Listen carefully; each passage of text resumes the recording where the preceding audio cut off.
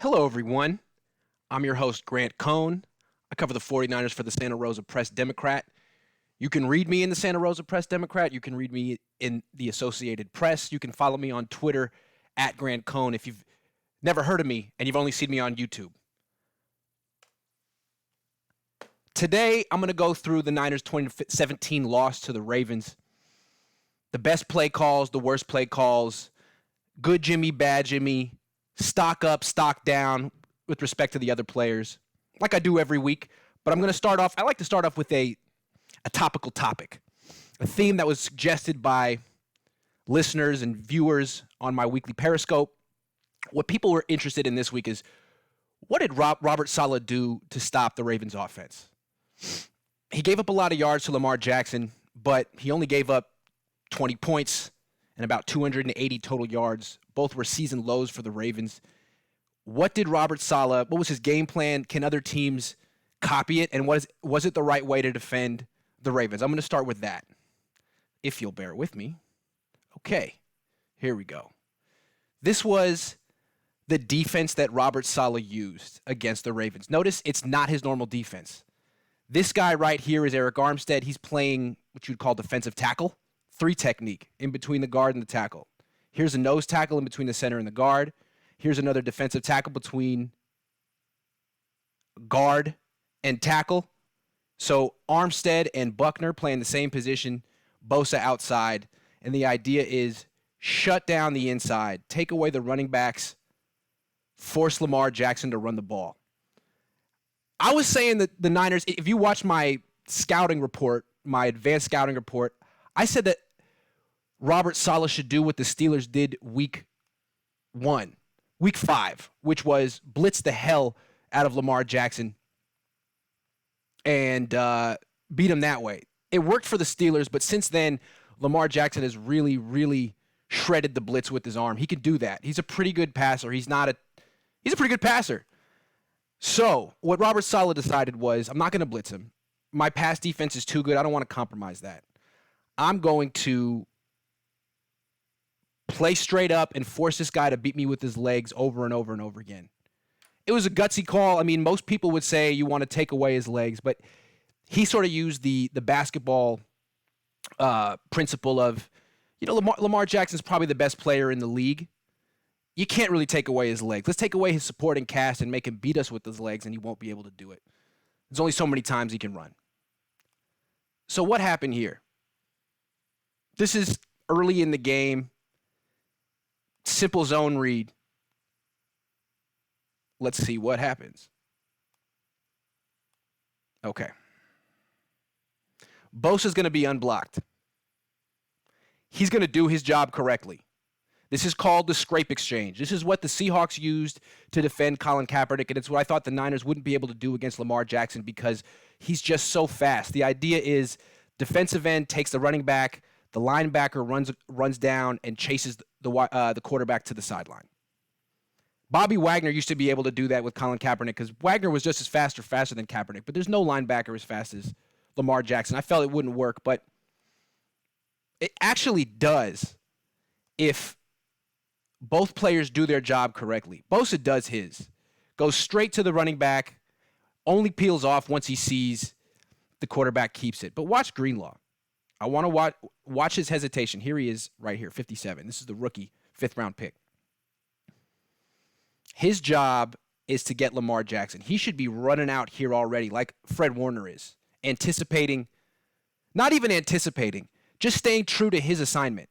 Your man is the quarterback. Don't worry about the running back. That's what these guys are for. That's what Bosa's for. Trust the rest of your teammates to do their job. But if you'll notice with Greenlaw, watch the brief moment of hesitation where he looks at the running back. He's flowing to the left. He stops right there. And now he restarts. And now he's racing Lamar Jackson, and he's behind him. Lamar Jackson does that little stutter move. And Dre Greenlaw, who's actually very, very fast for a linebacker, just can't get there. It's a gain of 11. Now, what I want to say, Saleh called it correctly. This should have worked if Greenlaw didn't hesitate. But even with a hesitating rookie linebacker playing it not quite right, they force Lamar Jackson to run sideways. He's never able to really turn up field. This is never a threat of him breaking it off for a touchdown. The most he's going to get is 11 yards, and that's a lot.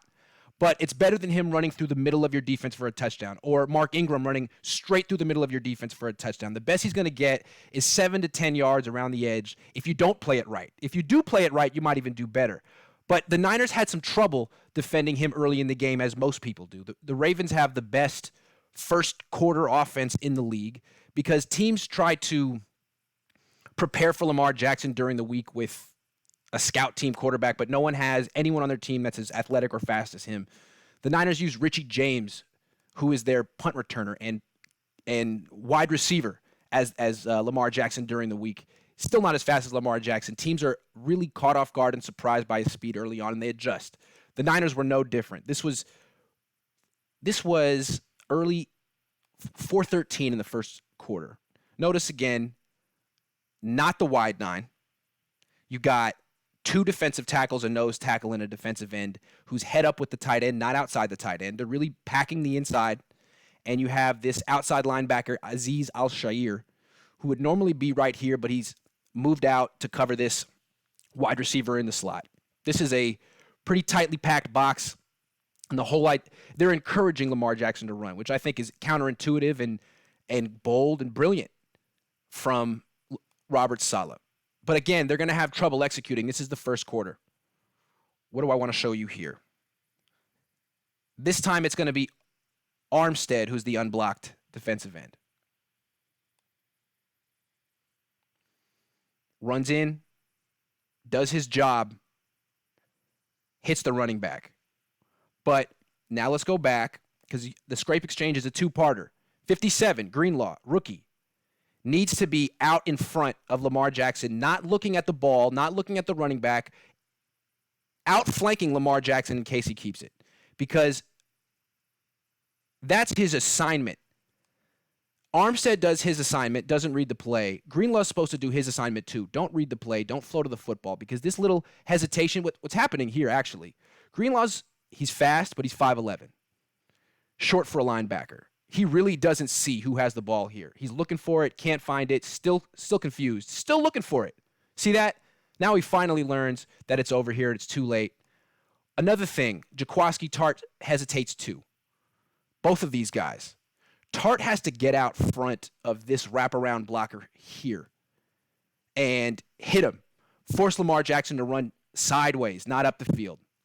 Engage the blocker. But right here, the hesitation, Jaquiski Tartt looking at the ball, not his man.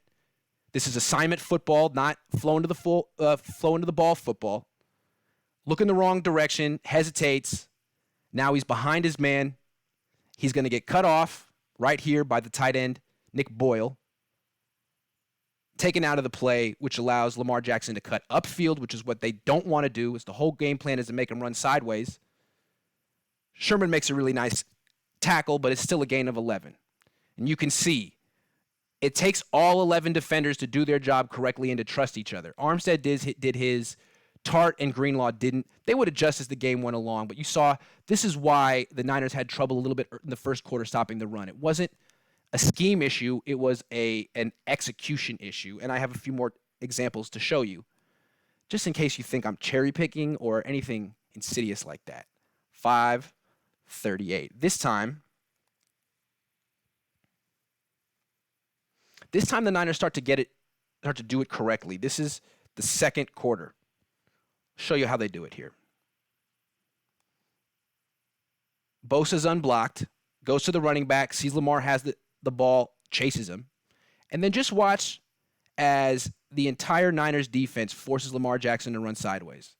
They will not let him cut up field. And finally, Richard Sherman comes in from way deep and makes the tackle, pushes him out of bounds. This is what it's supposed to look like. This is what Robert Saleh had in mind every time the Ravens run the zone read.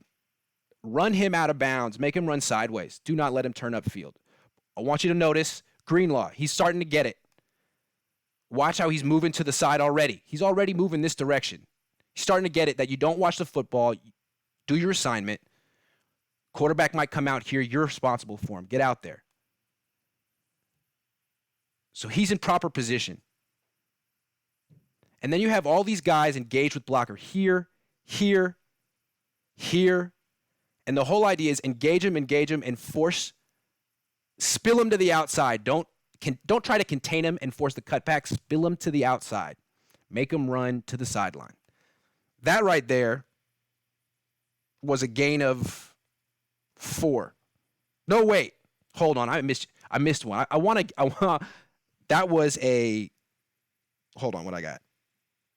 That was a gain of 4 on 3rd and 6. That was a good play. I missed one in the progression. I want to go back because this was an amazing play by Lamar Jackson. But it's an example of the Niners starting to get a better feel for it, defending this play. Again, you got 5 on the line, 1, 2, 3, 4, tightly packed with Jaquiski Tart hanging out as the 5th guy. But let's watch it from here. Nick Bosa does his job, goes for the running back. Fred Warner does his job, starts moving to cut off the quarterback before the quarterback moves. He's in front of the quarterback, gets blocked, but here's K'Wan Williams in perfect position, right? If I showed you this picture, hold on. If I showed you this picture, you would say Robert Saleh did his job. You got Nick Bosa taking out the running back, the linebacker in position, the nickel back setting the edge. There's really nowhere for Lamar Jackson to go. This is perfectly defended and schemed up by Robert Saleh. The only way Lamar Jackson makes anything out of this is if he makes a superhuman play, which he does. Now, K'Wan Williams probably shouldn't have come in so aggressively, but hard to knock Robert Saleh for that. He had 3 guys in position to make the tackle. None of them do. But this was really, after this, they started to do much better against this play. I showed you the one where they ran him out of bounds for a gain of 4. Now let's go to the 4th quarter. This was really what it's supposed to look like. By the 4th quarter, the Niners really had a good feel for how to stop this play. And this play is the basis of their entire offense.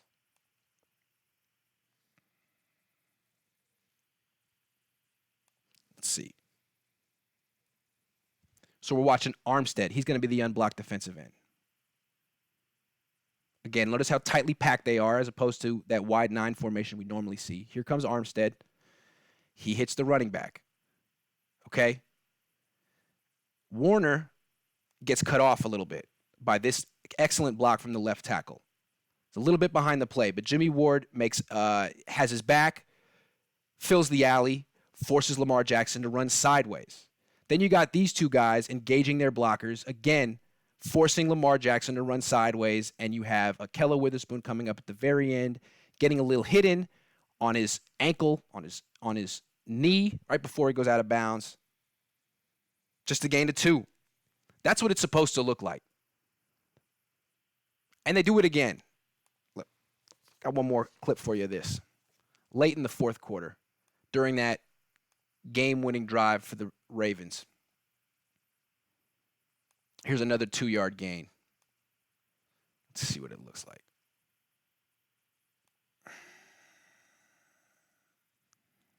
Just watch how good the Niners actually got it defending this play as the game went on. If they were to play this team again, I think they would shut down the zone read even better than they already did. Look at 57 and 54 are already moving the direction that Lamar Jackson is going to be going. It's perfect. The Niners looked like they didn't know, like they had never defended a zone read in their lives in the 1st quarter. And by the 4th quarter, look at what they're doing to this guy. Gang tackling him. Again, these 2 guys moving the right direction to cut off Lamar Jackson. Nick Bosa tackling the running back. Everyone doing their assignment and trusting each other. Fred Warner cutting off, setting the edge. Dre Greenlaw forcing Lamar Jackson to stop and cut back into Nick Bosa, who makes a tackle. That's perfect defense. Teams are going to show, defensive coordinators are going to show their players these clips on how to stop the Ravens' run game because the Niners really did. And I got one more thing to show you from Saleh because it wasn't just defending the run. On 3rd down, what did Robert Saleh do? He did a really good job of stopping the Ravens' running backs and forcing Lamar Jackson to run sideways. But on 3rd and 10, what did he do? 9-14 in the 1st quarter. I thought it was interesting. Like I said at the beginning, it seems like these days It's dangerous to blitz Lamar Jackson. His quarterback rating is extremely high against the blitz. So what Robert Saleh does is pretend to blitz. It's 3rd and 10, 1, 2, 3, 4, 5, 6, 7 potential rushers. But he's not gonna rush all 7. This guy, Tart, Greenlaw, and Warner are gonna drop out. He's thinking it's gonna be a blitz, but it's only a 4-man rush. And so what the Ravens have is essentially 1, 2, 3, 4, 5, 6, 7 blockers blocking 1, 2, 3, 4 guys. He stays in the block. So what the Niners have on 3rd and 10 is 7 guys covering 3. Good luck, Lamar Jackson. He has to throw the ball deep into double coverage. It's incomplete. So on 3rd and 10, what Robert Saleh essentially did was make Lamar Jackson be a quarterback. No reason to blitz him. Just make him stand in the pocket against a normal pass rush and throw into a full zone coverage. It worked. This is exactly how you defend the Ravens.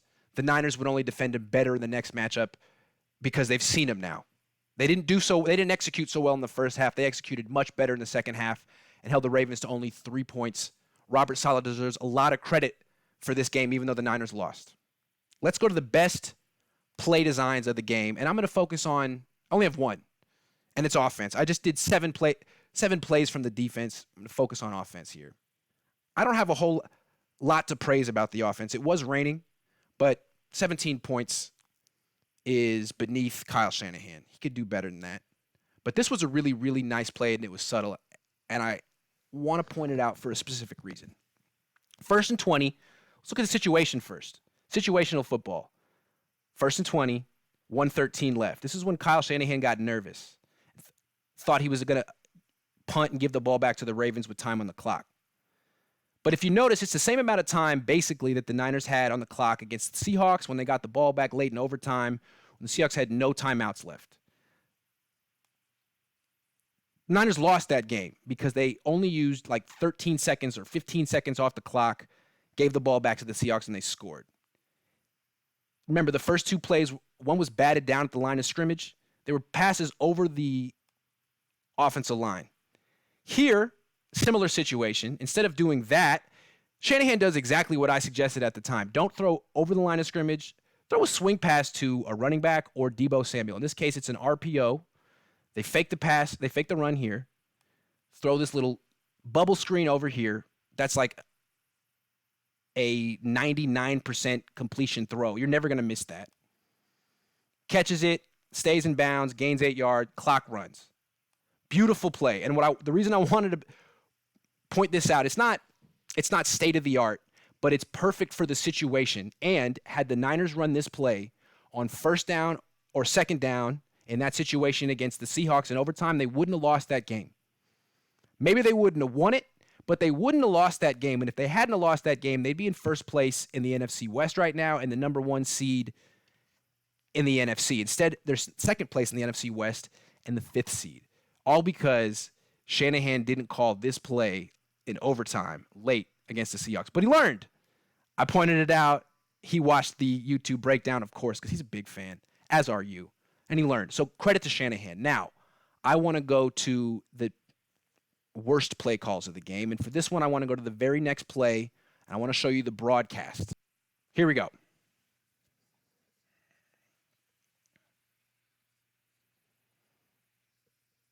Here we go.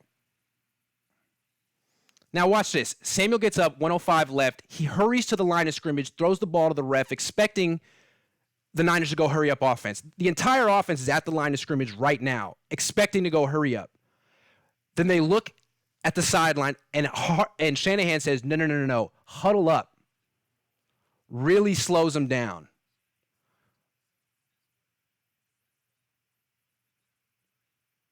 See what I'm saying?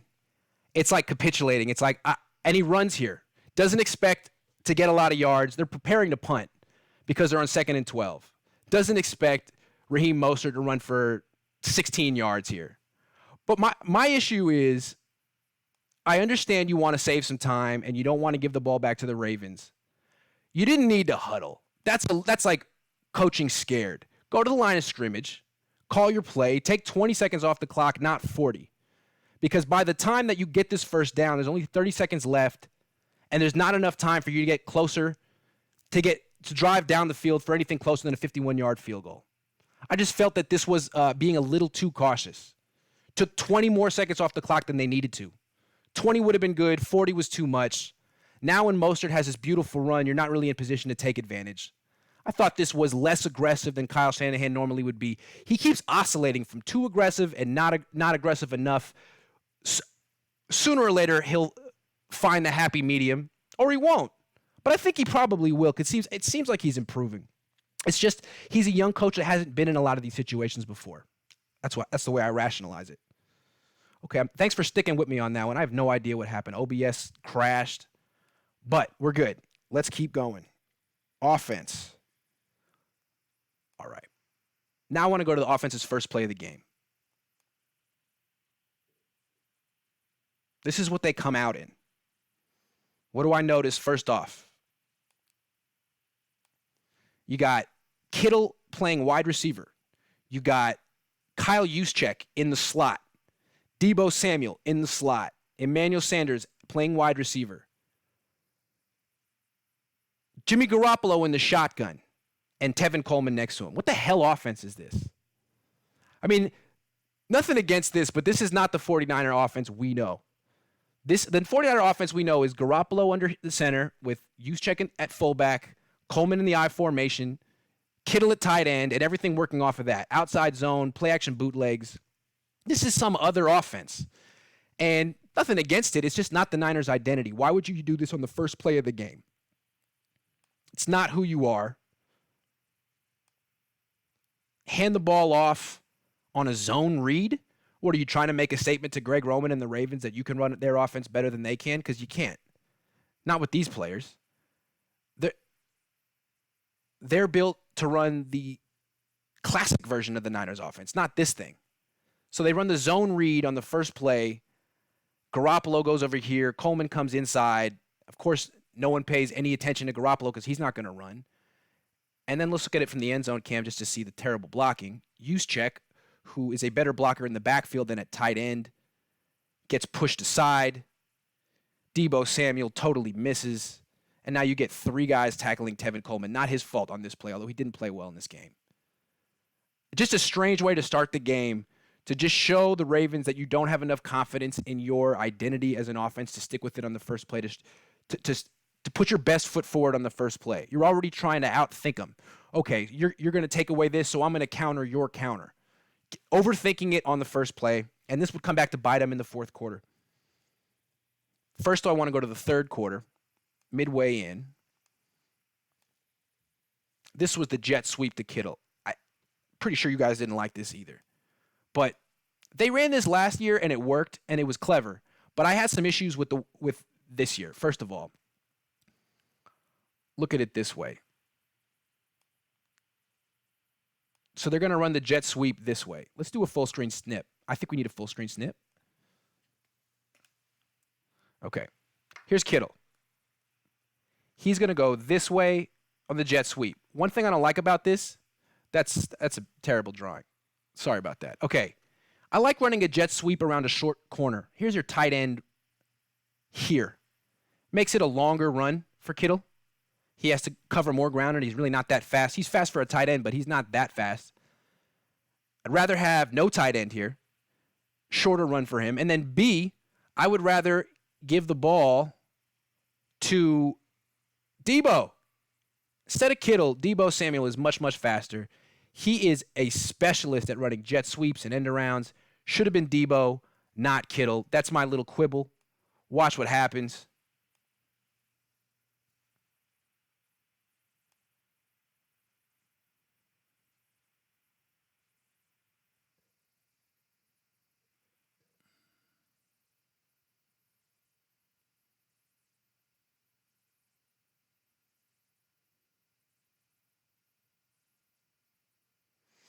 There you go. See what I'm saying?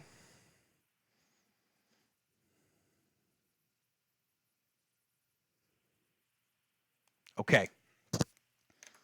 Now let's do one more of the worst play calls, and this is the one that I was alluding to before in the fourth quarter.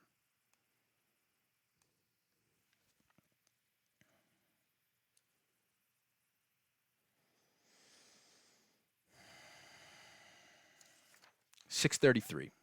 4th and 1, game on the line. Just like first play of the game, you got Garoppolo in the gun. This is not the Niners offense. 2 guys next to him, Mostert, use check. Kittle's here. There's no motion. There's no misdirection. There's no play action. There's no deception on this play. It's just a straight drop back from the shotgun. 4th and 1, you need 1 yard. You've run the ball so much better than you've passed in this game. You throw to Kittle, who's not open, and the ball gets batted down. You didn't see this on television, but you might thinking, well, was someone open? Here's Kittle. Here's Earl Thomas. By the time this ball comes out, no. Ball would have been knocked down by Earl Thomas had it not been knocked down by the defensive lineman. You don't believe me?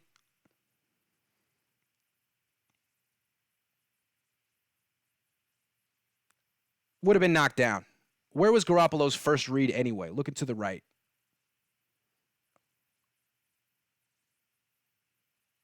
Deebo Samuel. No one was open on this play. He looked at Deebo first. Not quite open. Comes back here. Not open. Knocked down. Just run the ball. Quarterback sneak it. Play action bootleg. All of that would have been better than this. Too cute. Overthinking it.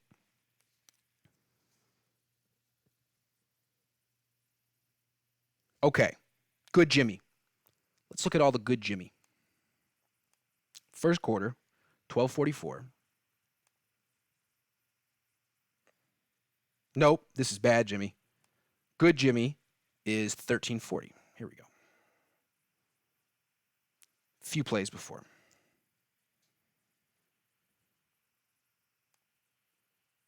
All right, here we go. This is 3rd and 7. Good Jimmy usually shows up on 3rd down. First read, left. Looking at Sanders, not open. Sees that, doesn't force it. Floats to his left a little bit, throws this nice pass to Kendrick Bourne, who's wide open. Let's look at it from the back. He's looking at Sanders, wants to throw to Sanders, not open, doesn't force it.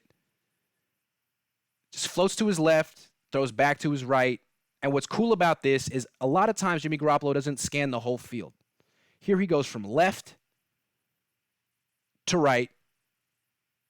A lot of times he'll stick on one side of the field. Only read progressions on the left or the right. Here he goes from left to right and hits a big play.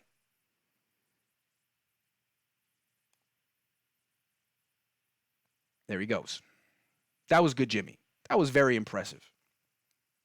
What else we got next? This is in the second quarter. Here. 3rd and 3. Again, 3rd down. Let's see from here. Looking left. First read is Bourne. Decides he's not open. Looks right. Goes to his second read, keeps his eyes down the field with a guy reaching for his knees and his ankles, converts the first down. These are the plays when Niner fans watch it, it's like you can't help but be in love with Jimmy Garoppolo because Colin Kaepernick didn't do this, Alex Smith didn't do this. This is a high-level quarterback play that Niner fans haven't seen from their quarterback since the 90s. In that sense, he's a little bit of a tease. Last one, third quarter, 6:05. This one was maybe the most Jimmy being Jimmy. He's just much better at improvising than... He's not a robotic quarterback. He's much better improvising. Sometimes he doesn't follow direction. He doesn't read coverages correctly.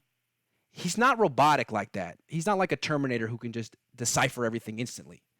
But in this particular situation, you got strong safety, blitzing, unblocked. Doesn't panic. Doesn't even see him until right now. Some quarterbacks would be going down. Jimmy Garoppolo jumps to his left and does a little backhanded flip throw. Really instinctual player. Great improvisational play. They end up, that's with a gain of 5 instead of a loss of 5. So when good Jimmy's cooking, he extends the play and makes good things happen. When bad Jimmy's playing, he extends the play to the detriment of his team. Let's go to bad Jimmy.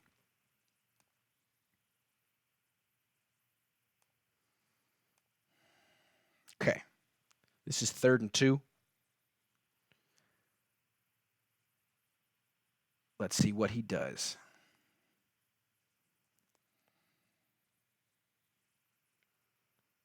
Looking left, looking for Kittle. Kittle's not open. Bourne's open, breaks open late like he did on that 30-yard catch I showed you earlier, but Garoppolo starts scrambling before Bourne breaks free. Let's see what happens. Looking left, not open. Starts scrambling. That's fine. The guy was open, but he didn't have time. But what I don't like is, okay, the spin move. Look where the ball is. You see that? Let's do a full screen snip to really, really drive the point home. The ball. One hand. Not holding it with 2 hands in the pocket with a lot of bodies around him. He doesn't fumble this time, but it's a really bad habit, and he's fumbled 8 times this season because of things like this. He needs to hold the ball, hold on for dear life.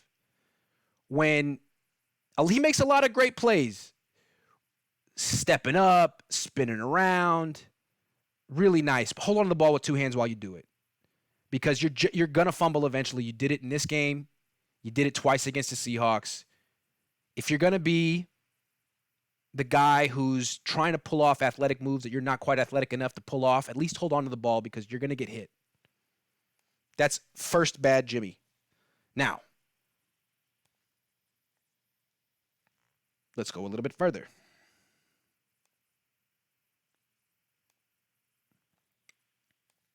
.637. Here. Why is it important to hold onto the ball with 2 hands when you're scrambling around and trying to avoid 3 or 4 pass rushers at once? Well, this was what happened halfway through the first quarter. This was the difference in the game. Okay. A lot of quarterbacks would just go down right here, throw the ball away, not Jimmy Garoppolo, and we like that about him. Extends the play, tries to spin out of it like last time. Makes one guy miss here. He likes to do that little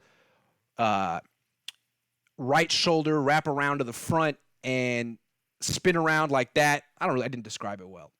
But that's a cool move. You made this guy miss, but here comes the next guy. There's always gonna be a next guy, Jimmy Garoppolo, because you're not Lamar Jackson. You're not that quick. Right here, you need to put both hands on the ball instead of this one hand nonsense. Boom, ball's out. Game's over.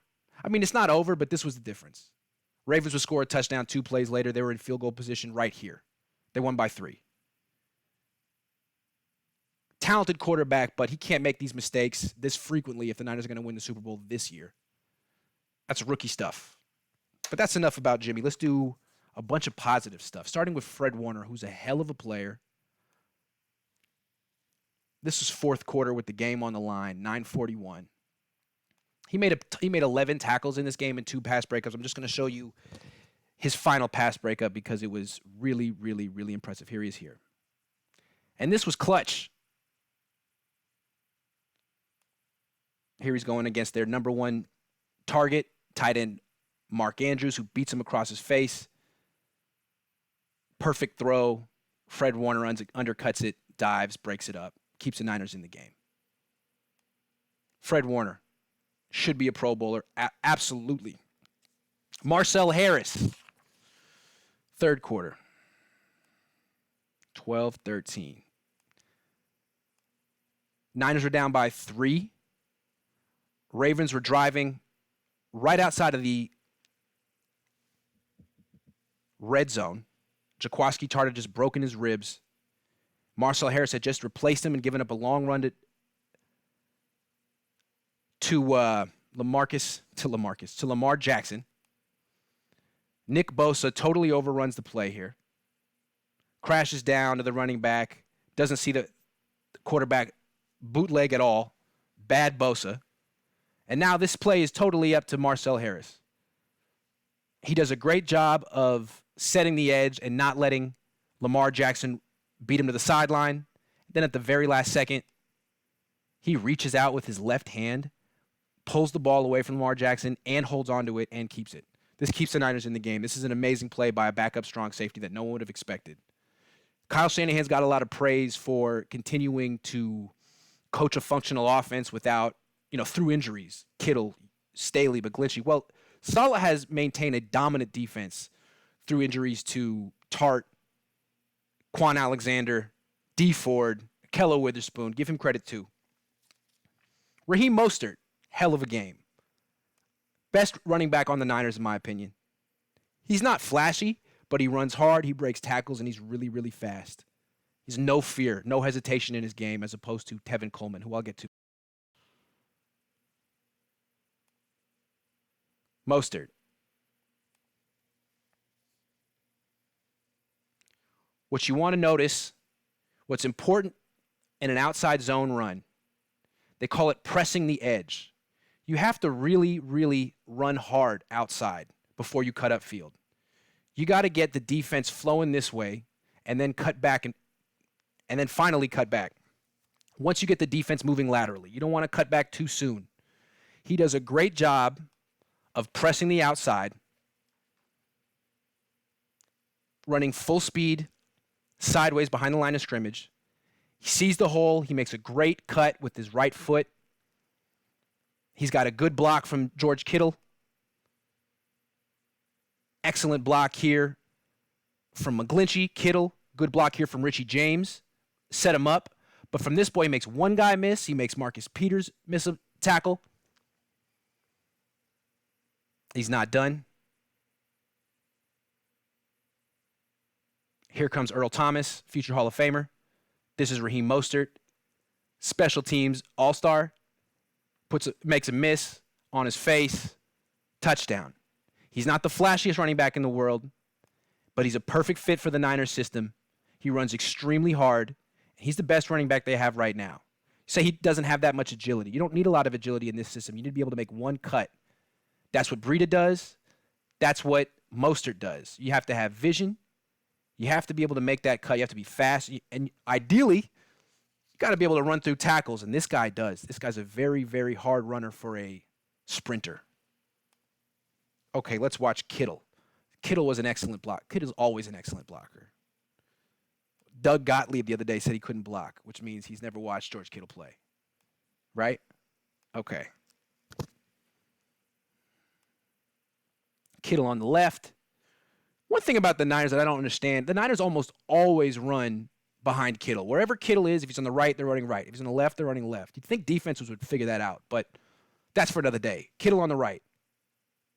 Always run his direction. Almost always. Combo block this offense, this outside linebacker with Mike McGlinchey. Climbs to the second level. Gets the strong safety. And pushes him out of the play. And doesn't stop pushing him until he's out of the frame entirely. And then once he's out there, you have no idea. He could be, poking him in the eye. Who knows? No, he comes back over here. That's a great play by Kittle, and he is their best blocker. When he's in the game, he makes a huge difference. Let's show McGlinchey, though, because I was really harsh on McGlinchey a couple of weeks ago when he played against the Seahawks. He's played well since then, especially as a run blocker. All the Niners' offensive linemen played well, blocked well in the run game in this one. See from the back. McGlinchey to the right. This is what he specializes in. Seals the edge. And then Kittle over here. Look at this hole. I mean, it's just turning. Positioning and strength. Just turns here, walls the guy off, creates a little seal. Kittle uses brute strength over here to throw this outside linebacker out of the play, and you get a huge hole. Great blocking. Deebo Samuel up here too, blocking as well. Mostert gets credit, but he's running through some huge holes. Now, Coleman had the same exact blocking and couldn't rush for more than 6 yards, so let's not take anything away from Mostert. Daniel Brunskill, the new left tackle, really played well. 535.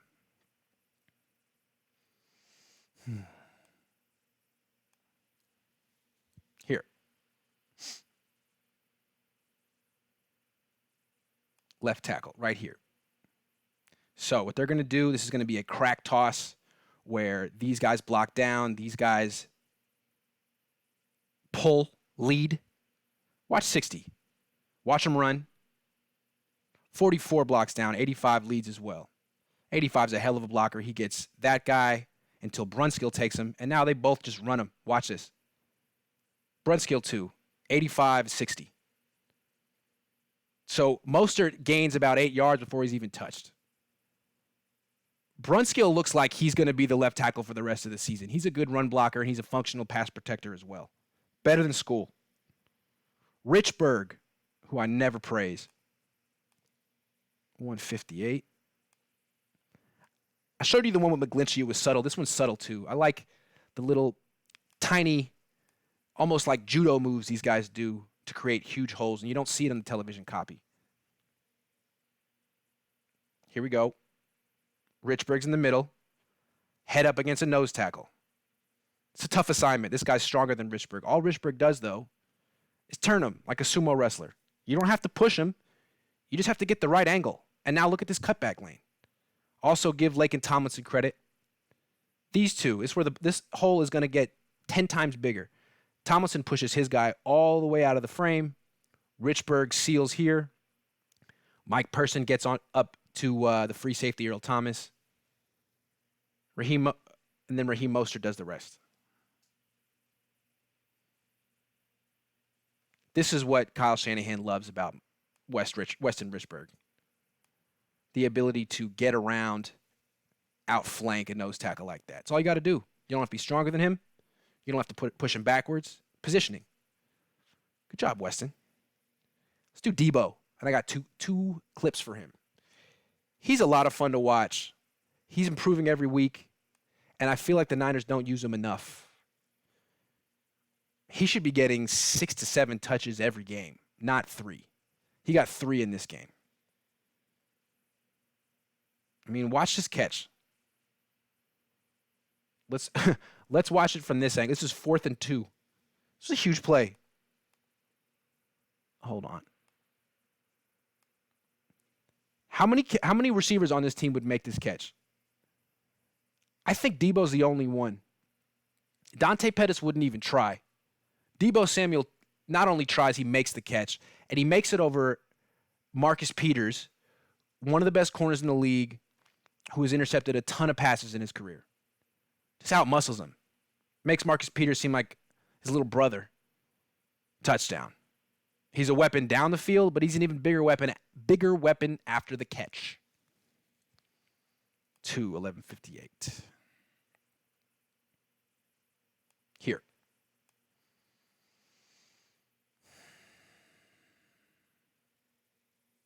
First and 10. Deebo Samuel here.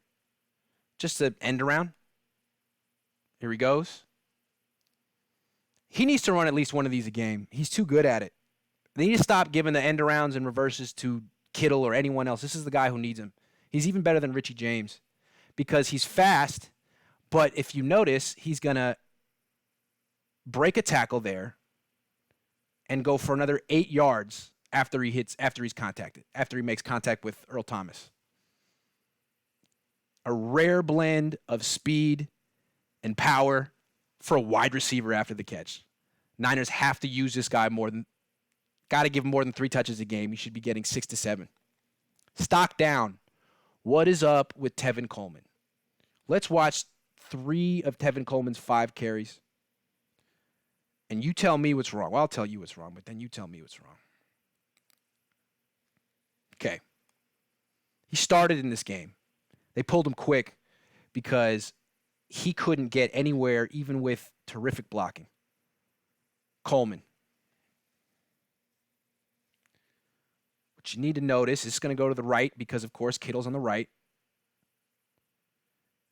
He and McGlinchey are going to seal the edge here. Coleman's not even going to try to press it. He's going to cut back instantly and dive into bodies. That's not how they coach it. You're supposed to, they call it pressing the edge, threatening the outside before you cut back inside. He can probably make it around the outside. Mostert would have just ran around the outside. Mostert doesn't mess around.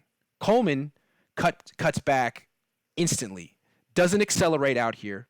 Kind of glides. You see him kind of jogging. Breida and Mostert run full speed. He's jogging. He's cruising. He's floating. He cuts back too soon. He doesn't make the defense flow laterally. He runs right into a blocker. Into 3 tacklers. Gains next to nothing. 2 yards. Now, gets another opportunity a few plays later. Next play. This is another 2-yard gain. It's going to be an RPO from the shotgun, but basically an outside zone to the left. Again, you need to sprint outside, threaten the outside, threaten the edge before cutting back. Doesn't do that, cuts back instantly, dives into tacklers, gets 2 yards. We didn't see this from Raheem Mostert. Raheem Mostert would be damned if he wouldn't get to the outside. Coleman runs right into a bunch of guys. Like, there's 4 guys here. Maybe he couldn't have gotten to the edge. Maybe this guy was here.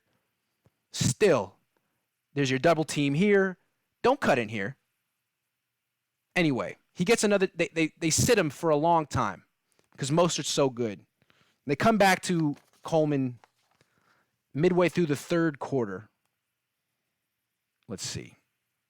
Here. What does he do?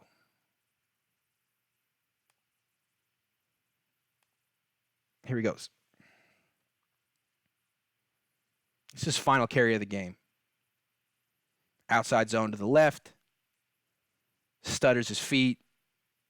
Indecisive. Doesn't decide if he wants to go outside or inside. Runs into tacklers. Gains nothing. So what am I seeing from Coleman? Not running as hard as Mostert. Not as decisive as Mostert. Not as fast as Mostert. Much more interested in slowing down and cutting upfield and running between the tackles than getting around the edge, which is what you're supposed to do in this offense. Unless he finds his speed, finds his nerve to run around the edge and stops cutting back into obvious tackles, the Niners should start Raheem Mostert or Matt Breida, not Coleman. To me, they start Coleman because they gave him all the money. Starting him justifies their investment in him, but they also drafted Mostert. They also drafted Matt Breida. They get credit for them too.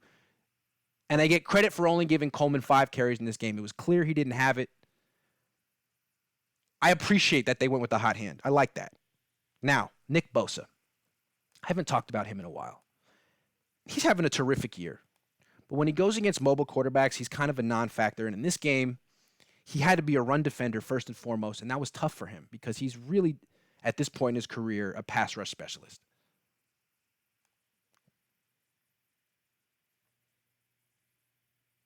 Let's see what Bosa does here. On the right. Zone read. He's the unblocked defender. He doesn't crash down on the running back. He just hangs back and does nothing. If you'll notice, Greenlaw does the right thing. He's moving to the right to take Lamar Jackson away. This is the scrape exchange. DN crashes down on the running back. Linebacker scrapes across, chases down the quarterback. Greenlaw did his job correctly in this case. Bosa didn't.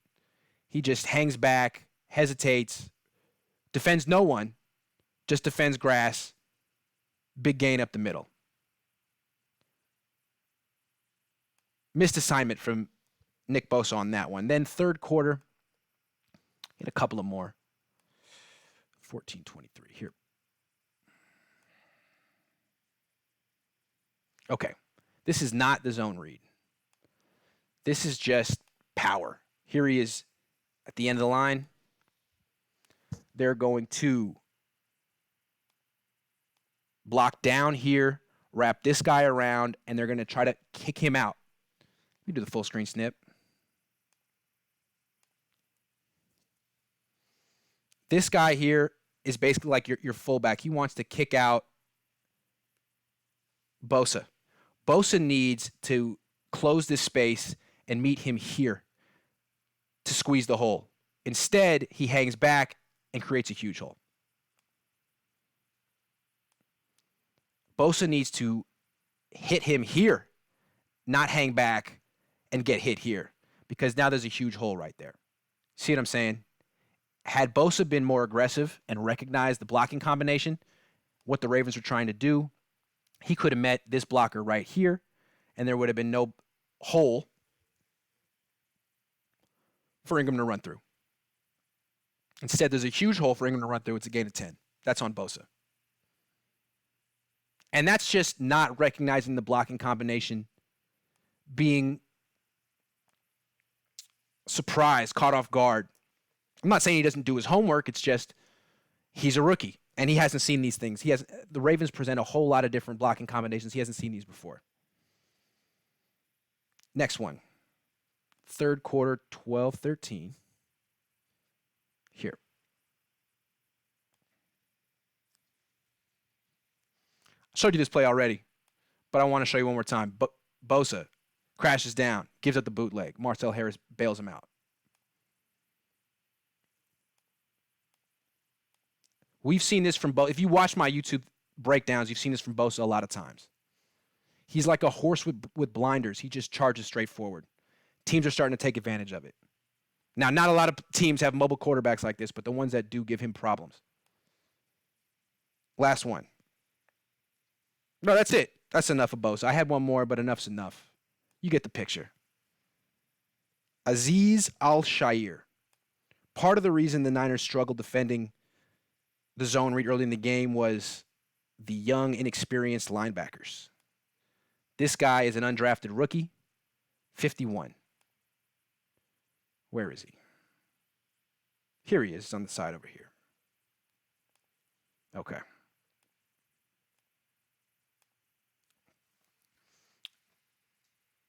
Zone read.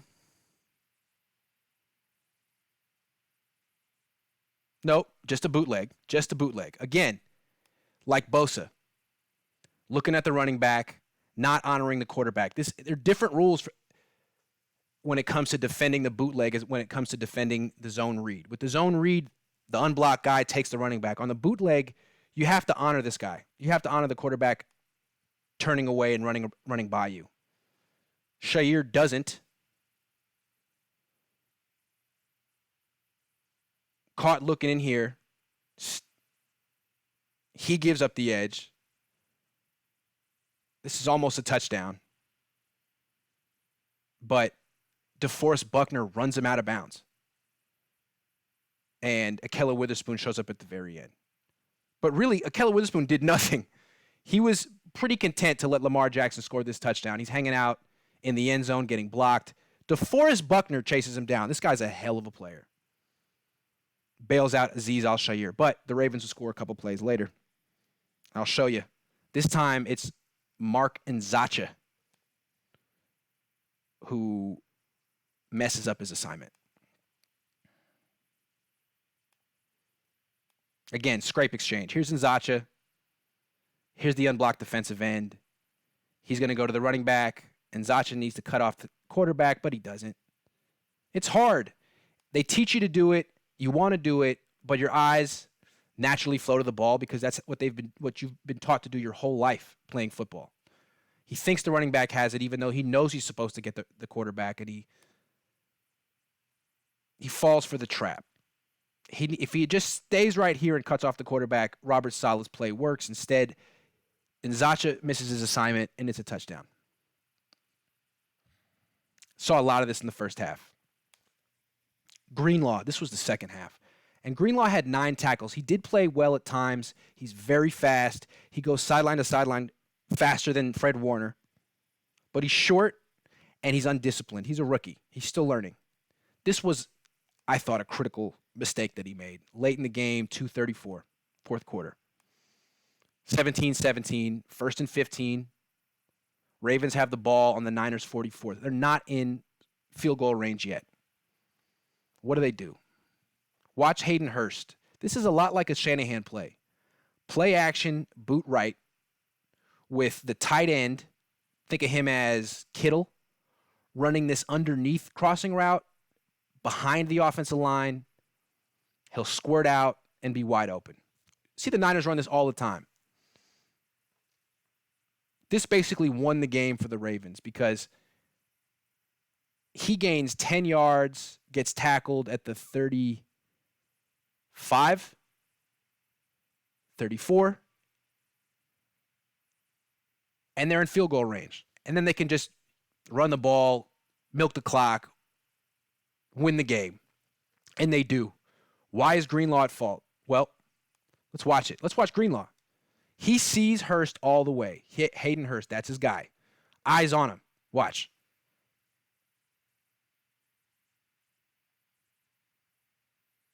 Looking at him, looking back at him right there. You saw it.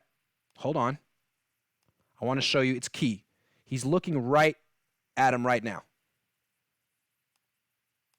Okay? Still eyes on him. Now he's going to make a decision. It's tough. Do I chase Lamar Jackson or do I stay on my man? And he's going to say, I'm going to chase Lamar Jackson because he's the MVP. But the problem is Buckner's chasing him and Armstead's chasing him. You got 3 guys chasing Lamar Jackson, no one covering Hayden Hurst, you lose. Maybe it's a night fork, to use a chess reference, a damned if you do, damned if you don't type of thing. But you got to trust Marcel Harris, DeForest Buckner, and Eric Armstead to corral Lamar Jackson. You got to stick to your assignment. You can't be a hero. Your job is to cover Hayden Hurst. You see him. Right now, you make the decision, I don't want to cover him anymore. He's gone. And you lose because you made a rookie decision. He'll learn from that. But I didn't really understand that it was Greenlaw all along until I saw the coach's film. Ahkello Witherspoon. Excuse me. Second quarter, 12:51. Okay. 1st and goal from the 2.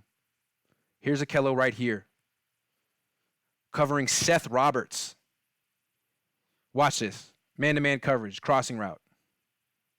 Here's Seth Roberts. Here's Ahkello Witherspoon. Here's Seth Roberts. Here's Ahkello Witherspoon. Seth Roberts. Ahkello Witherspoon. Jackson never sees him. Throws to Boyle, who's also open, but not as open as Roberts. Pass a little bit behind him, a little high. It's incomplete. I don't know if Jackson could have hit that throw either, but the window was bigger, looked easier to me. And whether or not Jackson could have hit the throw, that's not good coverage. That's bad coverage. That's big-time separation in the end zone on just a simple crossing route. Witherspoon still isn't the same guy he was the first 3 games of the season before he sprained his foot. Jimmy Ward, last guy.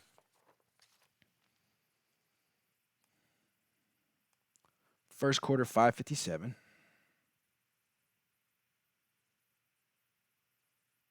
Yeah, 5:47. The touchdown. Okay, here's Ward here. He's in the middle of the field. Looks like they're playing 3 deep zone coverage. 1 deep defender, 2 deep defenders, 3 deep defenders. These guys are going to drop. He'll be in the middle of the field. 4 underneath defenders, unless they blitz. See, they got 6 across the line. They send 5. This guy's hanging out here, so they got 5, 3 deep, 3 underneath. Now, Warner bites on the play action, all right? Warner bites big time. There's the play fake. Warner takes a step in. 89 runs behind him. Warner recovers, but it's too late. My thing is, look at Ward. All the way to the left. He's way, way out of center field. So now they have 3 guys defending 2 and no one in center field. So Witherspoon has to come over at the very last minute and make a play, and he doesn't really seem interested in making it. But I don't understand why Ward would vacate the middle. Maybe I'm not understanding something, in which case explain it to me in the comment section. But what coverage is this where you have Sherman and Jimmy Ward basically 5 yards away from each other in the same exact spot with no one here? If Ward had just stayed right here, might have intercepted this pass. I don't know. Explain that one to me. But I want to finish on a positive note. And Ward wasn't all bad in this game. So even though I put him in the stock down section, he made a big play in the third quarter. And you remember it, but I want to give him some props. Here, 3rd and 11. Tie game. Ravens in their own territory, but near midfield. Jackson throws deep. It's on the money. Here's Jimmy Ward in the middle of the field. He doesn't float to the left. He actually maintains some distance between him and Richard Sherman and is in position to make a play on the ball, and he breaks it up. This would have been the biggest play of the game for the Ravens, but it wasn't, because Jimmy Ward made a play and was in the right position the entire time.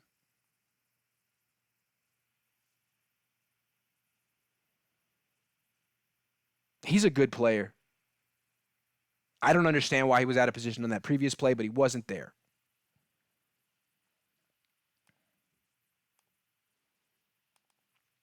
That's all I got. I hope you found that interesting. I thought it was real interesting watching what Robert Saleh envisioned for his defensive blueprint and to see how the Niners improved at actually making it happen throughout the game. If they were to play again in the Super Bowl, I think the Niners defense would do even better, which is a scary thought for the Ravens because that's the worst their offense did all year. Still, for the Niners to beat the Ravens, Shanahan